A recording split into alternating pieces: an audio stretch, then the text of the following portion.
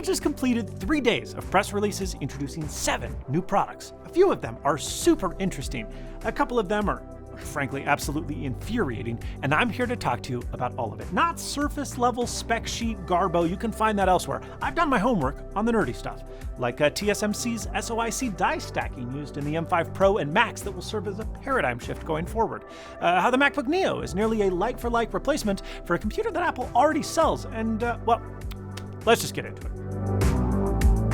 The iPhone 16 had literally 2 things I didn't like about it. The lack of MagSafe felt like unnecessary penny pinching, and 128 gigabytes of base storage really only served to penalize buyers who wouldn't have the money or the know-how to self-deter from that configuration. Both of those problems, they're fixed. They've also updated the silicon this year to the current flagship. It's binned, yeah, but it's the same chip, almost, that you get in the hundreds more iPhone 17. And they've surprisingly added Ceramic Shield too. Look, I see a lot of folks still saying, hertz, 60 hertz iPhone screen in 2026. And like, I get it, but the person buying this phone, they do not care about that. What they do care about is their phone scratching or breaking when it's dropped, which it won't now with Ceramic Shield 2, which if you have an iPhone 17, you know is the real deal. By the way, that OLED, while 60 hertz, is still gorgeous, and it gets bright enough at 800 nits with 1200 nits peak. I really think that the only thing normal people will fault it for not having is a dynamic island, but that's more of a status thing than anything. Even the single camera is not a deal breaker. I mean, my iPhone Air has but one camera, and it's fine. This is a corporate issued and or grandma phone anyways, and there's nothing wrong with that. You know what? Screw it. I'm going to prove to you that the iPhone 17 is fine and dandy by buying one and moving over to it as a daily driver. Goodbye, iPhone Air. I'll report back soon. I have to vent for a minute about the iPad Air because I hate the iPad Air. Mostly because everybody else says, well, that's obviously the iPad to get. And I'm thinking, what? No, it's not. It's the worst option in the lineup, and it has been for years. The iPad Pro is endgame, of course. Ignore the ridiculously overkill M5. The tandem OLED display is the best screen that Apple makes. It's the best screen in my entire home. The thinness, the weightlessness, they have completely transformed the device for me. Carrying it with this Magic Keyboard makes it lighter than my MacBook Air, yet way more useful with cellular, a touchscreen, stylus support, great ergonomics for extending read sessions. I love this thing, but I get it. It's $1,000. The iPad Air's M4, albeit binned, is still overkill for most iPad users, but it has a 60 Hz LCD with a single backlight zone, which has crappy contrast ratio, and the display gets noticeably warmer than on the Pro, which I don't know if you've noticed this about old iPad Airs, but their performance is not that great because they get too toasty, and it's a whole thing. Furthermore, it lacks Face ID, which wouldn't be horrible if the Touch ID sensor was any good, but it's not. It's old and slow. It has worse speakers than the Pro. It's thicker. It's heavier. It has no Thunderbolt. Its Magic Keyboard is only $30 less expensive than the Pro variant, still $320, and it doesn't come with a haptic trackpad or backlit keyboard. Especially insulting given that the iPad Air M2 supported the old Magic Keyboard, which had both of those things. And it starts at $600 with 128 gigabytes of storage. That is shameful. Not even the budget iPhone we just talked about starts with that anymore. The only silver lining is that now all iPad Air models bring 12 gigs of RAM, matching the base iPad Pro. But most people are better off just sticking with the basic iPad. It's still plenty fast. It has a display that ain't much worse than the Air, supports the Apple Pencil, and can be found on sale for under $300, literally half the price. If you feel like you need the Air, just stretch and get the Pro. It's so much better. I hate the iPad Air, and I'm a guy that uses an iPad every single day. And it's not often that a sponsored product is something that I use every single day, but I have worn Fitnexa SomniPods 3 almost every night since I first talked about them several months ago. Quick refresher if you missed it. These are sleep-specific earbuds. They sit inside your ears concha, they weigh 3.3 grams each, and they use hybrid ANC with adaptive seal compensation to block up to 42 decibels of ambient noise. They also have onboard sleep tracking sensors, Bluetooth with LDAC support, and 12 hours of battery in sleep mode. And all of that is great, but honestly, the real reason I keep reaching for them is simpler than any spec sheet, and that's comfort. Most nights I pop them in, toggle ANC, and I go to bed. No music, no white noise, just silence. I was on a pretty well-known competitor to these before, and the difference is night and day, especially for a side sleeper like myself. Those would dig into my ear canal after 20 minutes on my side. And the SomniPods, They don't. They disappear. The battery has also been rock solid for me. A full night with ANC has never been an issue, and the case brings you to about 48 total hours, so I'm charging roughly once a week.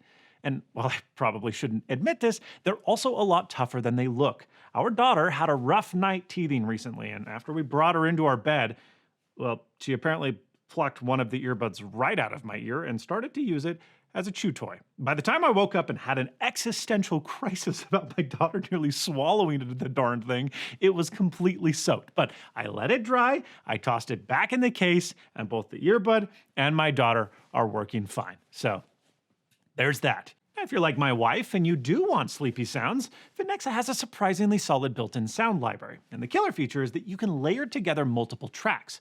Want brown noise, rain, and a train? You got it, you freak.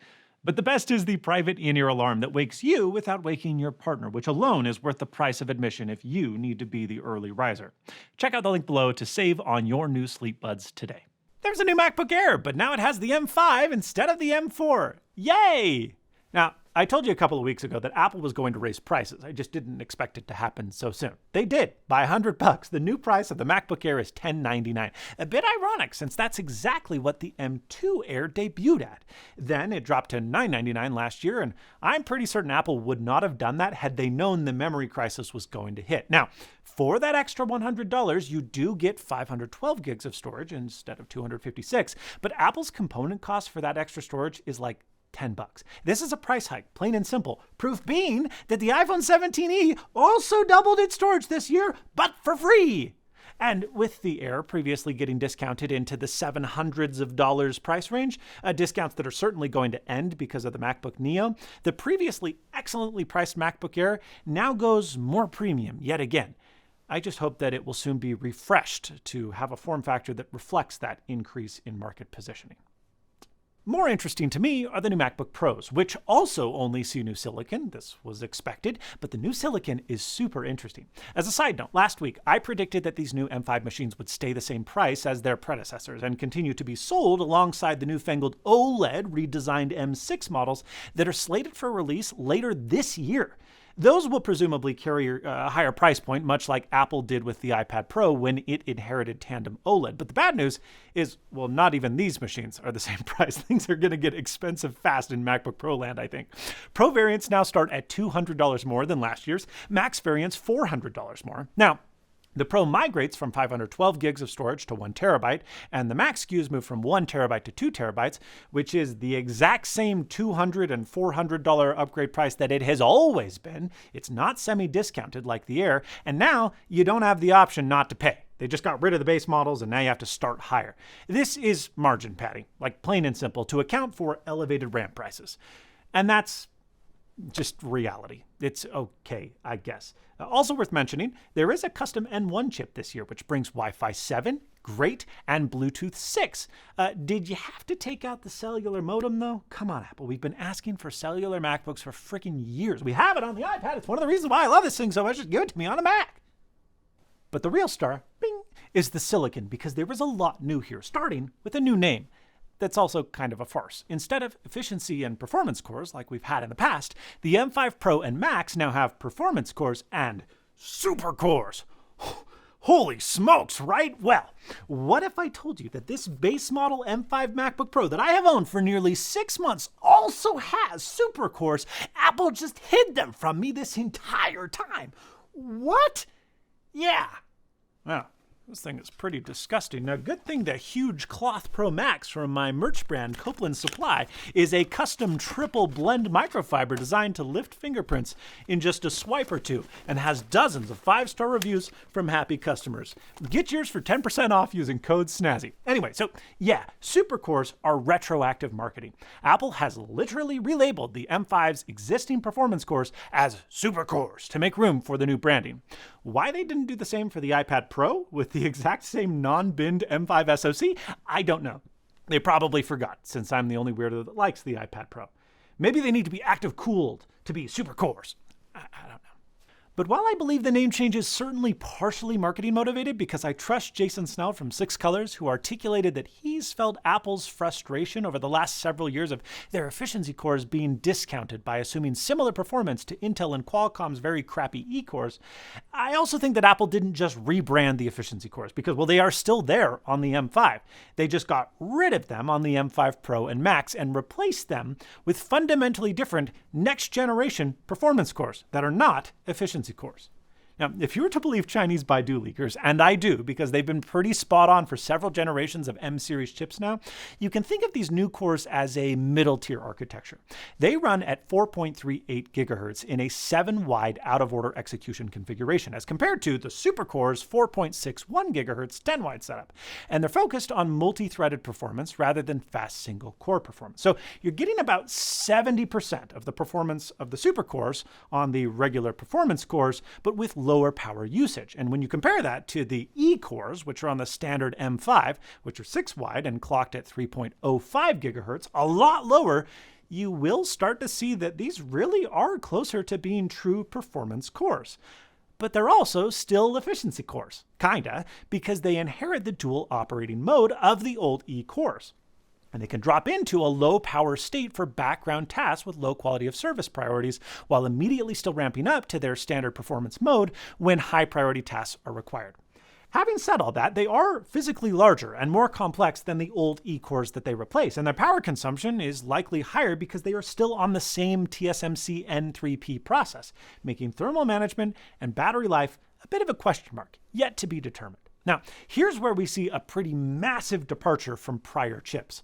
Both the Pro and Max SKUs have identical 18-core CPUs and 16-core neural engines because they are on a tile that is, drumroll please, yes, finally a chiplet design. And to appreciate why this matters, well, you need to understand how Apple was doing things. From M1 through M4, with a few exceptions, Apple shared the same core IP, but design chopped entirely separate monolithic dies for each product tier. The M, M Pro, and M Max were 3 physically distinct chips with their own mask sets, layouts, and tapeouts. Expensive and time-consuming, but justifiable at Apple's volumes and performance requirements. The alternative, which AMD pioneered with Zen 2 back in 2019, is building one reusable tile and combining it in different configurations, a chiplet. Apple somewhat got a bit of a taste for this with the Ultra chips, where they took 2 Max dies and fused them together, done out of necessity because an Ultra chip would have been so frickin' big they would have hit the ceiling of monolithic scaling. And why was that ceiling a problem, you ask? Yields. When TSMC prints dies on a wafer, any defect kills a die, and the bigger the die, the more likely it lands on one. The M1 Max was already about 432 square millimeters, enormous by industry standards, and the Ultra was just untenable. Now, AMD's internal yield modeling showed that a quad chiplet design achieved equivalent capacity at approximately 59% the cost of a comparable monolithic chip. And that, I think, is the key. That's what's gotten Apple excited. For the M5 Pro and Max, Apple has moved from TSMC's integrated fan-out technology that they've used since the A10 in 2016 to SoIC MH, System on Integrated Chips with Molding Horizontal. Wow. They're good at marketing. 2 separate N3P dies sit side by side, bonded together with high-density interconnects. And here's how it actually breaks down. Die 1 is your CPU tile. It is identical whether or not you buy the M5 Pro or the M5 Max. It houses all 18 CPU cores. It's got the 16-core neural engine. It's got the SSD controller, Thunderbolt and display controllers. And then you've got Die 2, which is the GPU tile. And that's where the products diverge. The M5 Pro gets up to 20 GPU cores, 1 media engine, and 1 memory controller, providing up to 307 gigabits per second of bandwidth, whereas the M5 Max gets up to 40 GPU cores, 2 media engines, and an insane 614 gigabits per second of throughput. And no, your third-grade math is not lying to you. That doubling of everything on the GPU side strongly suggests that the Pro GPU is just a design cut of the Max GPU, which is exactly what you would expect from a chiplet architecture. Now, the lower end configurations, like the 15-core CPU, 16-core GPU for the base Pro, as well as the 32-core GPU for the Max, those are almost certainly binned versions of those same full dies. You build the full tile, you test it, you disable the defective cores, and you sell it as a cheaper SKU. That's not new, but everything else is. And the benefits of this should be pretty straightforward. You've got smaller individual dies, meaning dramatically better yields. You've got a shared CPU tile, which eliminates separate tapeouts for the Pro and Max compute. And going forward, Apple can mix and match other tiles to hit different prices and performance targets without designing entirely new silicon every single time. Ultra? Extreme, anyone? That never came, but now might one day be a possibility? But let's hold our horses here, because on thermals, TSMC's data shows SoIC bonding reduces thermal resistance at the die-to-die interface by about 35% compared to microbumps. And Chinese leaker Fixed Focus Digital claims obvious heat dissipation advantages for the M5 Pro and Max packaging. I want to believe this, and the physics at the interconnect level check out, but these two dies are still under the same heat spreader in a MacBook Pro chassis that has always run pretty warm, especially in the 14-inch Max config, and whether or not this translates to any real-world thermal differences remains a wait and see, especially because the E-cores are gone and we have hungrier performance cores in their place. Now, the concern going forward. Once you split a chip up into multiple physical dies, you have to maintain the illusion that it is one unified system. Apple's entire pitch since M1 has been unified memory. Everything sees the same pool. Developers don't have to think about it.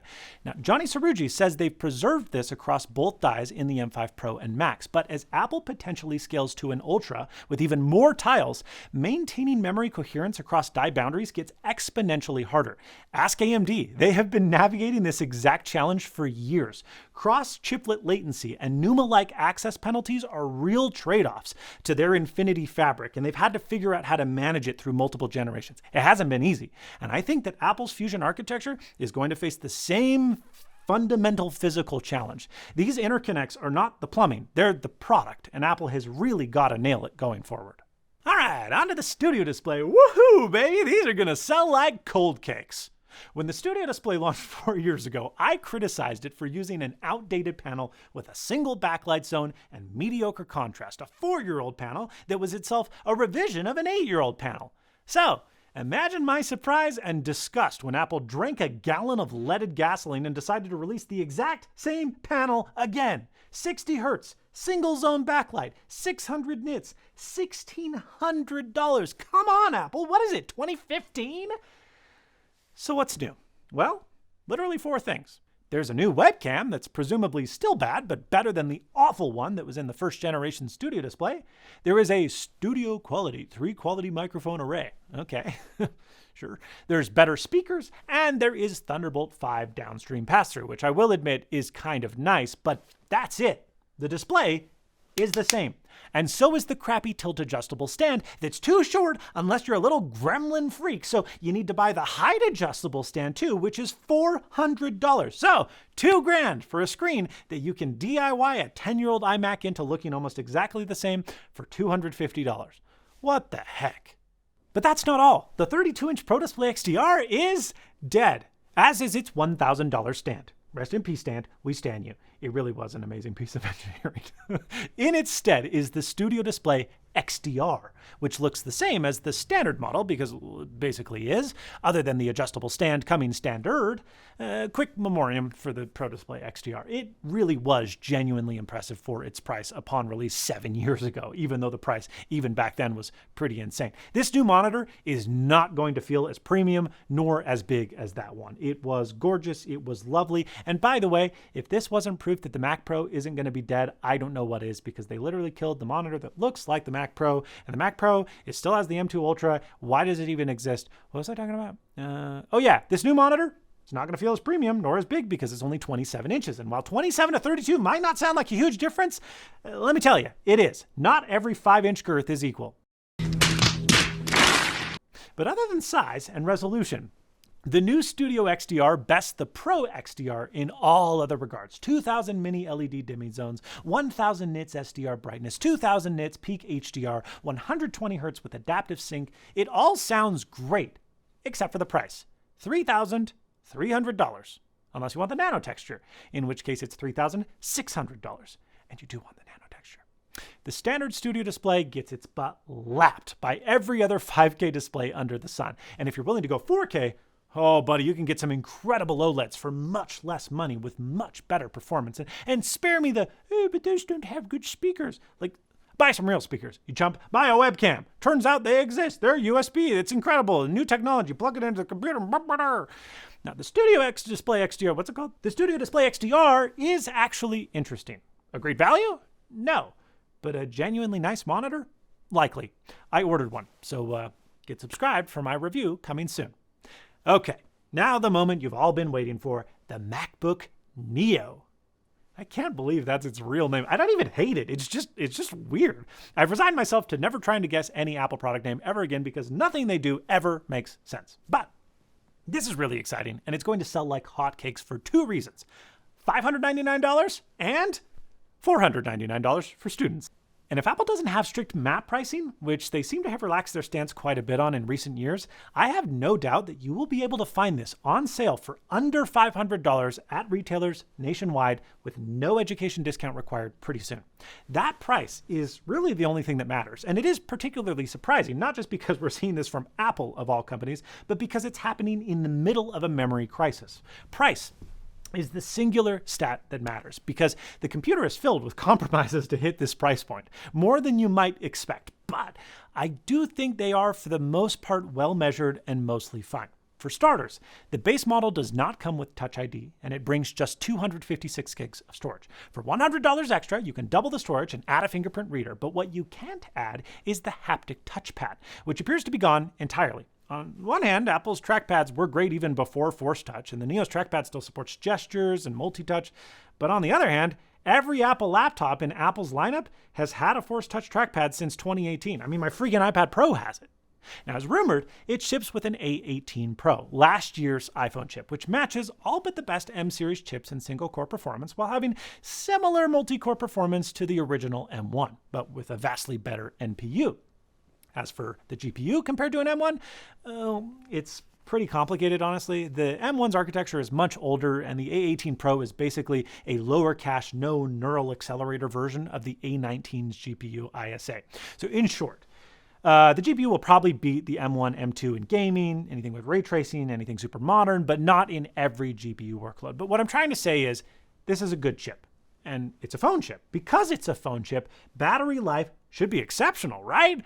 Well, no, you don't get better battery life than the MacBook Air, despite the Neo being slightly thicker and weighing the same and having a smaller footprint and smaller 13-inch display because, well, the battery is just tiny. It's 36.5 watt-hours versus the Air's 53.8 watt-hours.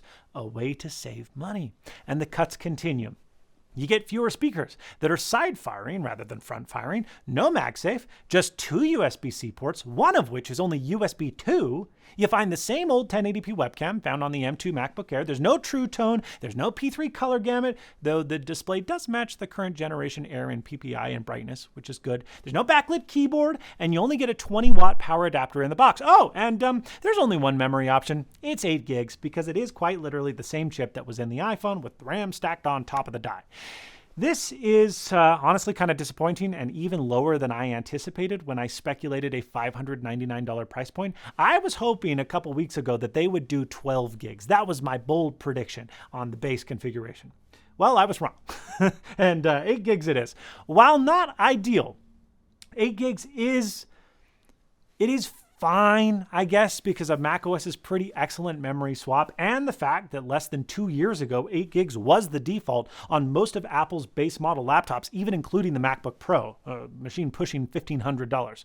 You see, the MacBook Neo, it's basically the same computer as one Apple has been selling for years, one you probably forgot about, most recently at the exact same price. And that is the M1 MacBook Air, which, yeah, they sold until last week through Walmart for just $599. Now, the specs are slightly different. The M1 Air had better battery life, likely better speakers, and a Force Touch trackpad.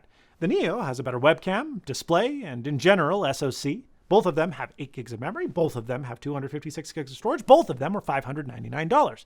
Except for the old Air did not offer that $500 student price. And that, once again, is key. Now, Do I expect this machine to kill ultra low-end Chromebooks in K through 12? No, I do not. Do I expect it to kill the MacBook Air and other mid-range PC laptops in corporate purchasing?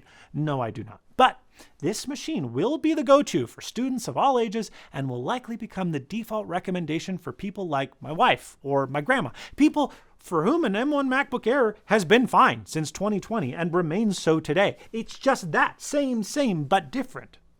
And it'll likely be fine for years to come. Though I do hope that next year's Neo brings at least 12 gigs of memory, because even though Swap is amazing and macOS's memory management is great, 8 gigs, the iPad Air has more than that, and I hate the iPad Air. I will admit I'm curious about the headphone jack placement. I'd bet that it's on the same board as the speaker assembly itself. I cannot wait to pull this thing apart and see how Apple has optimized volume and space while keeping cost in mind, especially considering that they've stated they're not using traditional machining methods. I bet there's similarity to the extruded Mac Mini assembly somehow. I guess we'll find out, and so will you if you get subscribed. All in all, a curious few days of announcements. Frankly, I'm surprised they didn't do an event. They've done so in the past with fewer announcements. Then again, Turnus was the one presenting in person to the media in New York this morning, and it's seeming more and more like he's exercising his CEO legs to be. So maybe this is just how he wants to run things going forward. I hope not. Keynotes are fun. Well, that's all from me. If you liked this video, give it a like. If you didn't, that other button works okay too. Get subscribed for more, and as always, stay snazzy. See you later, folks.